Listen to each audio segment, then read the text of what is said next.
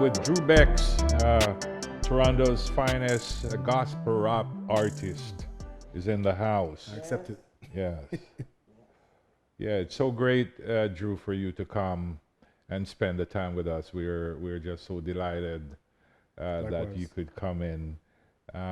It's such a great time to be an artist, a gospel artist, that we can spend time not only to rap, but to rap about Jesus Christ. You know, that is the main focus, and we want the world to know that we're not going to be settling for being in a box. We're going to get out of the box and tell somebody about Jesus in whatever that call is upon our lives.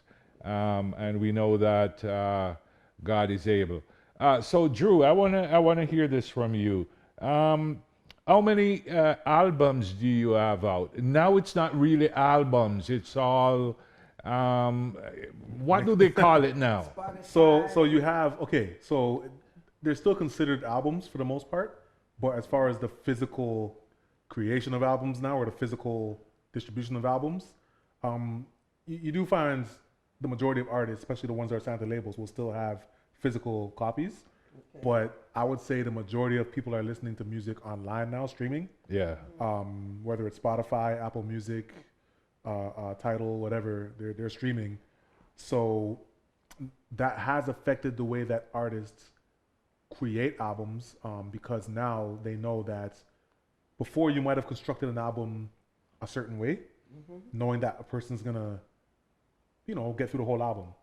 Now there's a lot of times where a lot of the albums are just single after single after single. So it's not like you can make an album. It's like not every song is meant to be a single. Now it's like you're thinking, okay, I have to make every song sound like a little 2.5 minute, 3 minute single, because there's so much music that people are able to access now. I know they're not going to spend so much time with mine, so I have to just hit them quickly, catch their ear, give them a nice hook. Okay. You know what I mean? As opposed to building an album slowly and making it, some artists still do that. Things have changed. Things have definitely changed. Things have definitely changed. So to answer your question about how much I have 1, 2, 3 official full albums.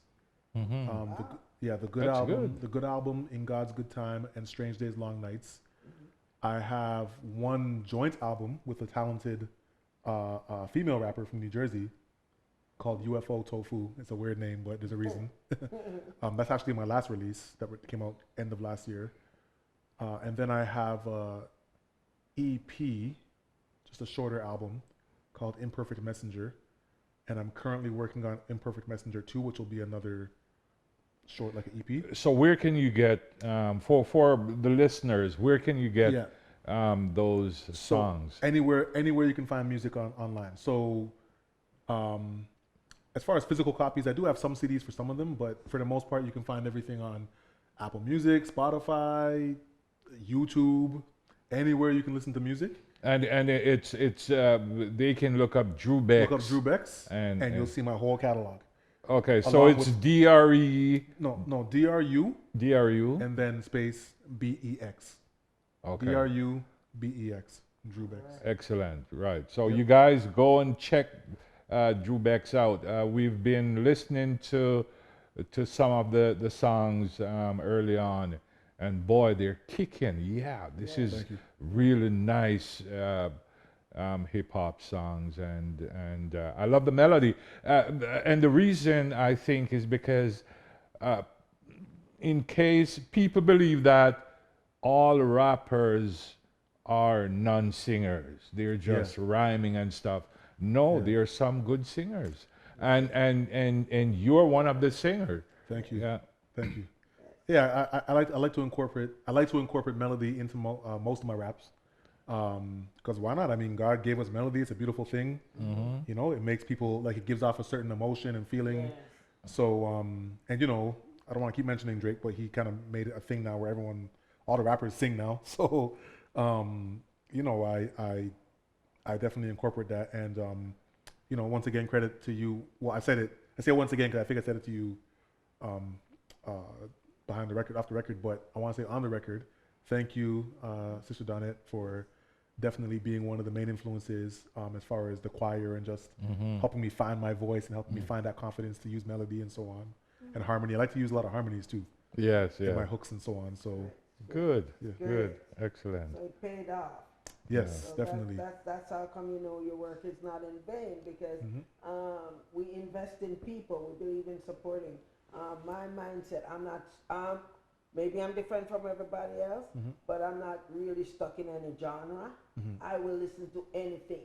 And sometimes I listen to things that I don't like, but I say to myself, you might not like it, but someone out there is getting it.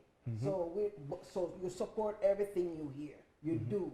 As long as it's based on the word of God, you do support, because you have to understand that we all don't like the same music.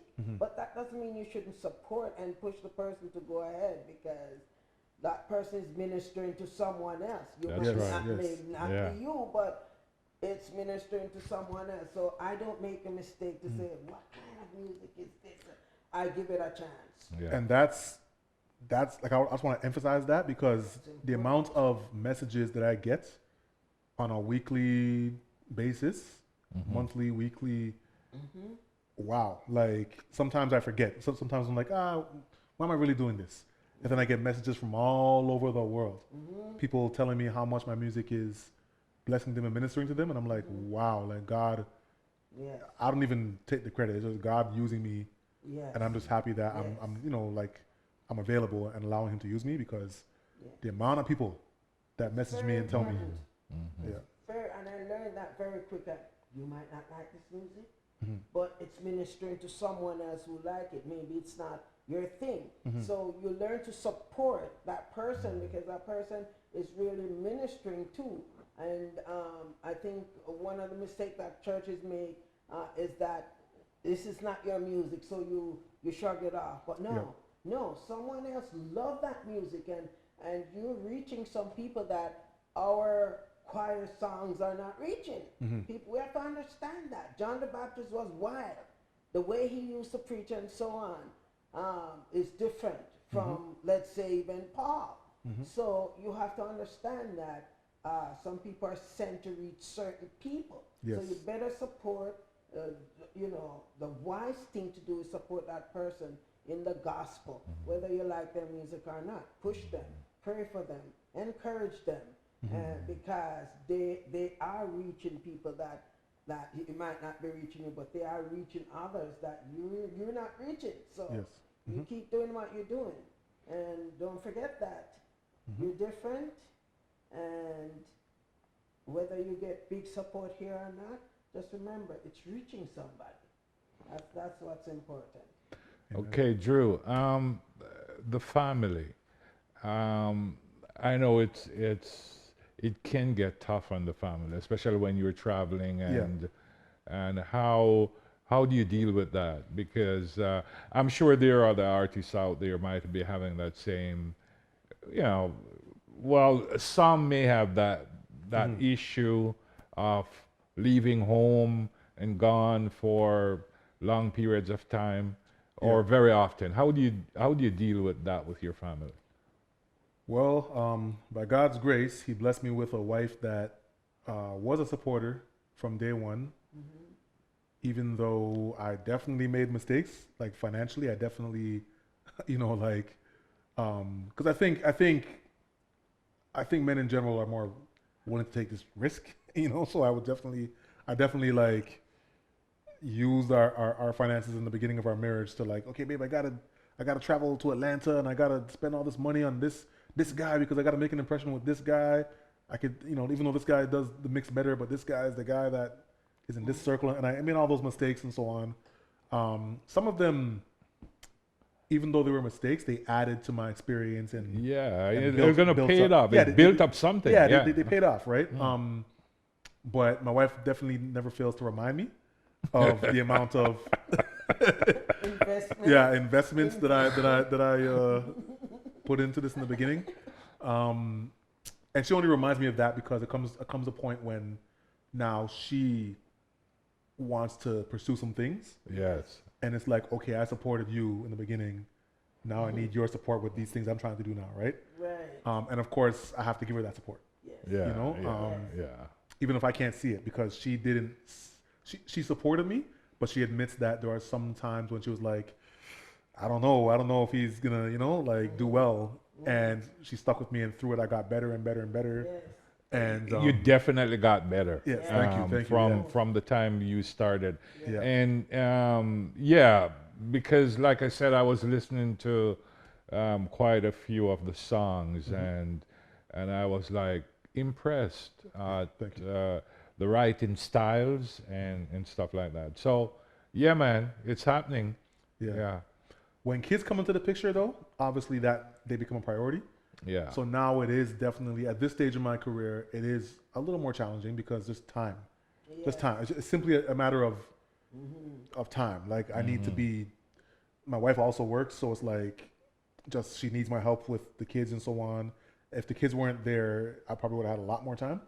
But with the kids, it definitely becomes a challenge. So it's not impossible. And if you're an artist that that wants to, I will say this, just being honest, if you want to start a career and you already have a family in place, it's not impossible, but it's definitely going to be challenging because it's challenging. because to start something requires usually a lot Your of full sacrifice, attention. Yes. right? For me, because I started before, now there comes a point where I can just kind of coast a bit and be like, all right, I'm going to Yes. turn my attention to the family now Yes. and let those Spotify streams rack up for a bit before I say, okay, baby, I have to grind again and so on, right? So that's kind of where it is. It's a give and take. Like, okay, there's moments where I'm like, okay, babe, I need to be focused right now, zoning in on the music. Yeah. And there's other times where it's like, okay, the music is still going, but it's become less of a priority and it's family time. Right. Yeah. And that is good. balance, Yeah. good balance. Yes. I'm sure that most, or if not all, artists are feeling the bite of COVID because of shutting down. The performances or the ministering is For sure. is impeded. It's different. How do you deal with that? So like you said, the shows are pretty much non-existent now. I used to travel all the time and go to the States, especially because, as we already touched on, that's where most of the market is.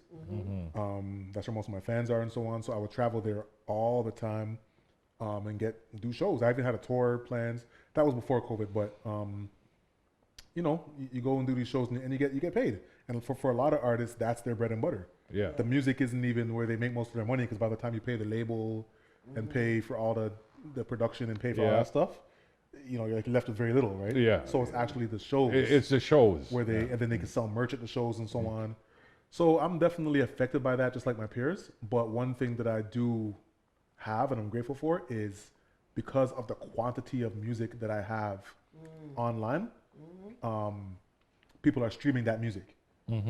So even me not doing shows, I'm still generating income from the music. Right. Not nearly as much income as I would have had from shows, but enough to be like, okay, something's happening. You can manage Yeah, a I can little. manage Yeah. that. Yeah. Yeah, so that's pretty much it. Especially it sucks because the border is closed. Yeah. So it's not even like, it's not only affecting me when it comes to shows, it's affecting me when it comes to working.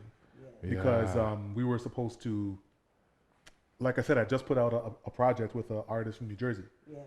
Amazing female rapper named K Sade from New Jersey. And we were supposed to shoot videos and stuff. And COVID came right in time to stop us. And she's in New Jersey, I'm in Toronto. Yes. And they were like, the border's closed. And it's like, we can't even, so she had to film her part and I had to film my part, and we had to kind of make it work. Yes. So yeah, it definitely sucks, but It's still going. I gotta work with it, right? Yes. So What kind of encouragement would you have for young upcoming artist that wants to do ministry? Because this is ministry. of course, of course, yeah. I would say that first of all, yes, it's a ministry.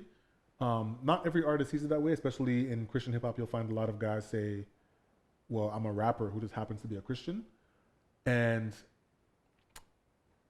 as much as I'm not gonna say that they're wrong for saying that, but I just find it hard to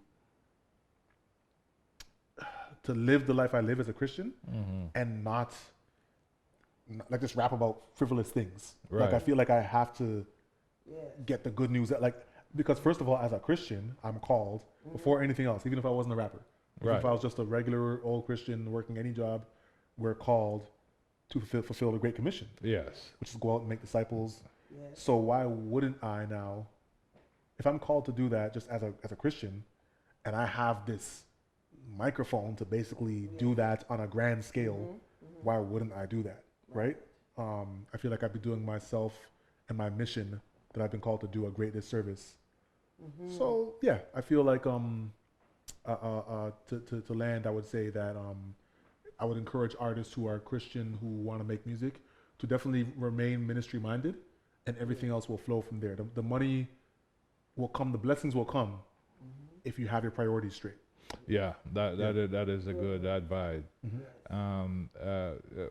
Get your priorities straight, and God will do the rest. Exactly. Yeah, Know what you're all about. yeah, I believe that. So what project are you working on now? So right now I am working on tentatively called Imperfect Messenger 2, which is everything started, like I've been making music for years, as you know, but my real presence on the CHH was Christian hip hop kind of stage, because that's actually a thing. There's actually like a genre pretty much called CHH right now. Okay. So my first impact on that stage was an EP, 7 songs or 7 tracks called Imperfect Messenger. That's the first one. If you go on Spotify or Apple Music, that's the first one you'll see, 2016. So I said, you know what? I feel like I'm at a place right now where I can kind of come full circle. That's where I started with everything that I've been doing from now. It stemmed from there. So I feel like I'm at a place right now where even though I'm not ready to give up yet, I feel like this era, I'm ready to kind of come full circle with it. So I'm working on Imperfect Messenger 2, which is kind of just like another EP, maybe 7 tracks. And then I am actively thinking about what I'm going to do next, how I'm going to elevate my sound Yes. and just elevate my craft to the next level.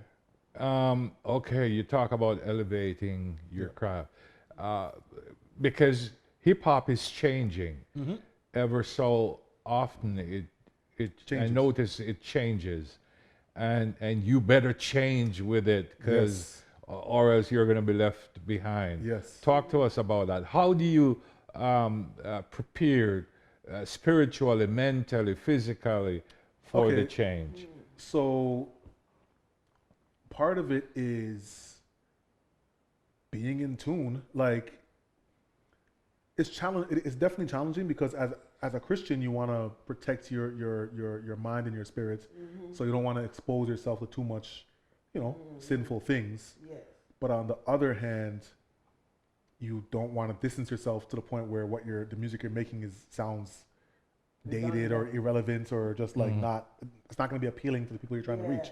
So you have to kind of keep an ear to the ground, right?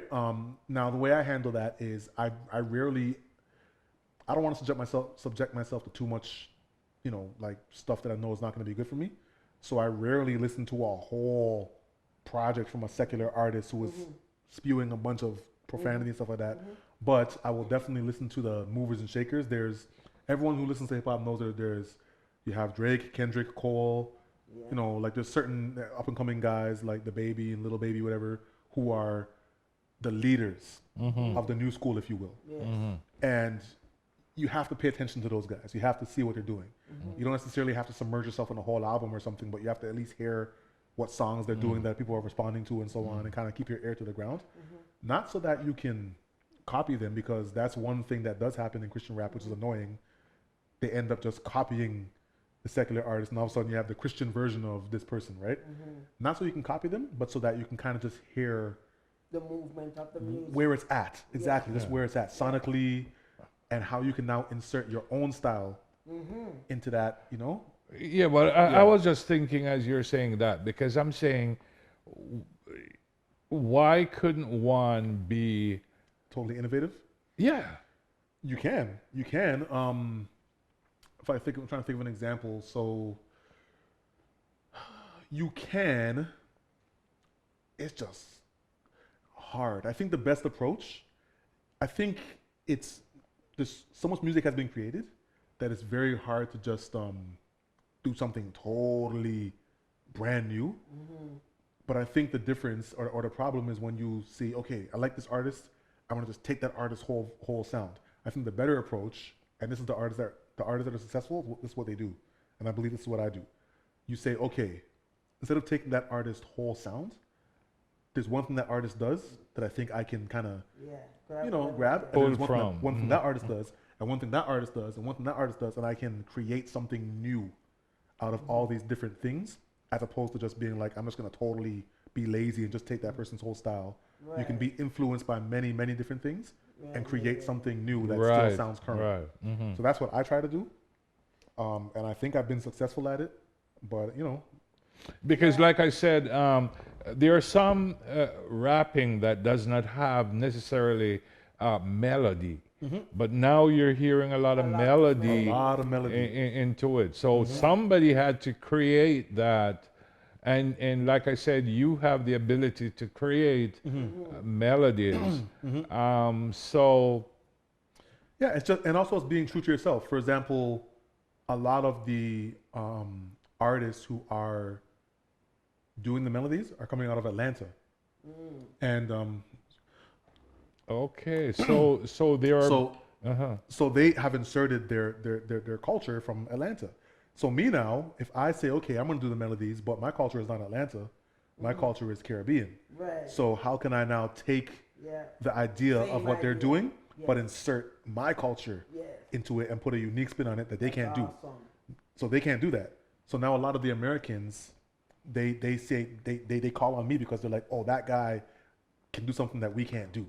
He has the Caribbean background, so if you want to put a little reggae spin in it or a little whatever in it, we can call on him because we know he's going to bring something different than what we can do. That's amazing. Okay, now beats. Let's talk about beats. How do you create your own beats, or do you get somebody to do it for you? So because I noticed that that's another art form when it comes on to hip hop. Yeah. I started out producing my own beats with Stefan on a program called, back then it was called Fruity Loops. Now it's called FL Studio. And back then, that program, people used to make fun of you if you were making beats on that program because they were like, oh, it's inexpensive. It's not Pro Tools. It's not, it's not the big stuff, right? So people used to kind of look down on you if you were making beats on that stuff. But me and Stefan, that's all we had. So we were making beats on that, and I learned how to produce and so on. And it was more out of necessity because it was like there's nobody that we can.